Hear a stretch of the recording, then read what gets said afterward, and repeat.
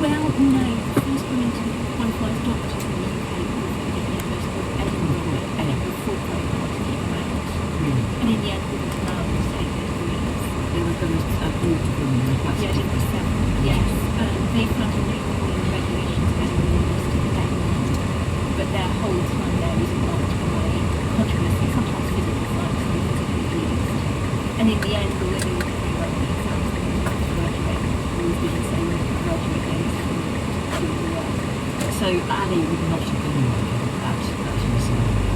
She might have been. Women were qualifying as doctors in London by then. I haven't found a female who had them on the work packages. Now, what were these unspeakably cruel rotten cases? I don't think so. I think that the attentions of people running the primary school was good, which doesn't mean that the outcome was good. There was not much sense of mental illness treatable in those days. One of the reasons I'm interested in this field is because at the beginning of the time when mental illness seems to seem like something you might be able to cure. They were holding places, they were probably often kinder than the places that were coming from very much. I don't think they were necessarily places of hers, certainly not compared to these independent. And her husband, Tom, has gone off to work in Japan. Now, there he is a fish out of water. It's a very, very alien place. Explain why you have those two powerful worlds in the story. Because when Tom is travelling in Japan, he's completely unsure of everything. He doesn't initially know how to eat or how to dress. He's afraid of making mistakes. That seems to me to be quite a feminising position, and the more I read about 19th century British American men in Japan, the more it seemed to me that their uncertainty and self-consciousness was very much the feminine position, particularly for women who were entering the professions at that time. So a woman occupying a position of authority in the 19th century hospital is not unlike a European man travelling in Japan, where he's totally vulnerable, doesn't speak French, doesn't understand the customs, doesn't know what to do.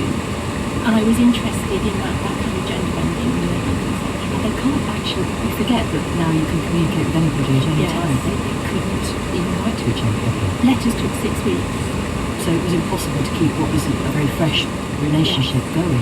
Yes. Well, I'm not going to spoil the ending of people, but it is awkward and difficult for them, isn't it? Yes. And Ali also has the other problem of her mother's voice. Yes. Which never quite leaves her to resonate with quite a lot of people listening.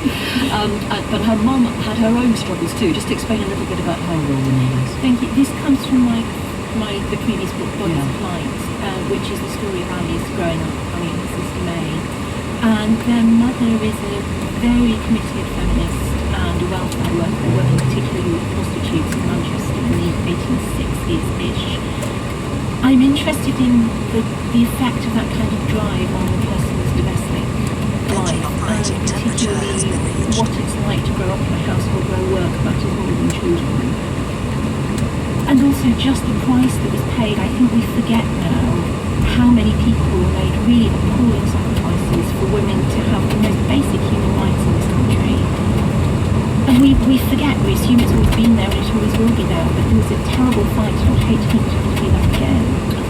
The book is called Signs for Lost Children. Now that actually takes us back to Japan, doesn't it? Just yes. Tell us a bit about that. I was travelling in Japan researching this book, and one of the most moving things I saw was a stone for lost children. It was by the river in Tokyo, and there were little slots on each side of this stone pillar where you could leave messages about children who were lost and messages about children who were found. And the idea was that you could connect them, isn't it? And so hopeful as well. And also Tokyo was a huge city suddenly, so children must have got lost quite a lot. It's rather a gloomy note to end on, but the book is essentially a bit gloomy, I have to say. It's a joke. There is 1 or 2 jokes. There's 1 or 2 jokes. Yeah. I really enjoyed it, I should say. It took me to other places, which is the best compliment, really. You made me really interesting stuff. Thank you very much, Sarah. And Sarah is going to stay around, and there'll be a bit more from her, and a bit more about the research she did, which I think a lot of you will find of interest, in the Woman's Out podcast, which will be available a little bit later. Now, Kanika Kapoor, good morning to you. How are you? Good. It's great to have you here. Kanika is a Bollywood playback singer. She's at the Albert Hall tomorrow night performing in the late night Asian Network Proms. Now, I think it's fair to say that she became famous just almost overnight, really, after a song she posted on YouTube was spotted by a top Bollywood director. She sang in one of his films, and then her song Baby Doll became one of the biggest blockbuster hits in Bollywood. It was downloaded 50 million times.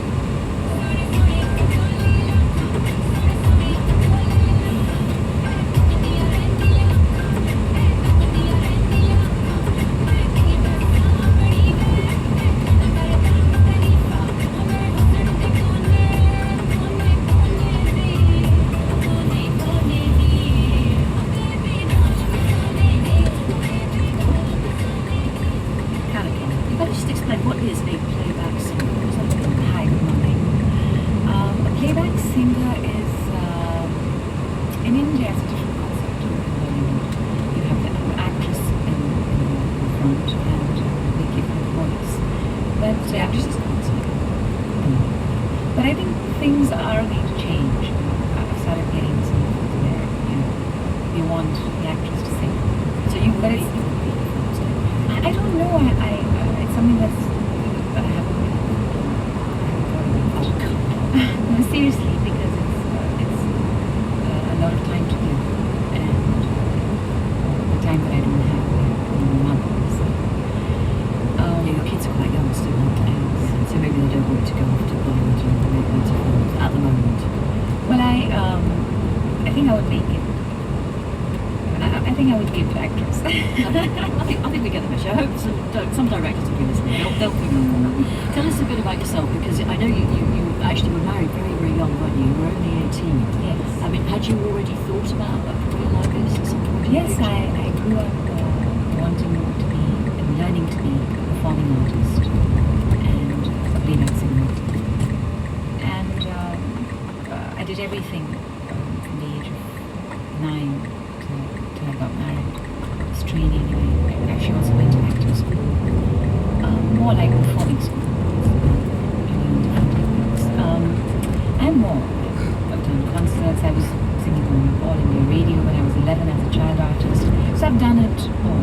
And then I kind of gave it up.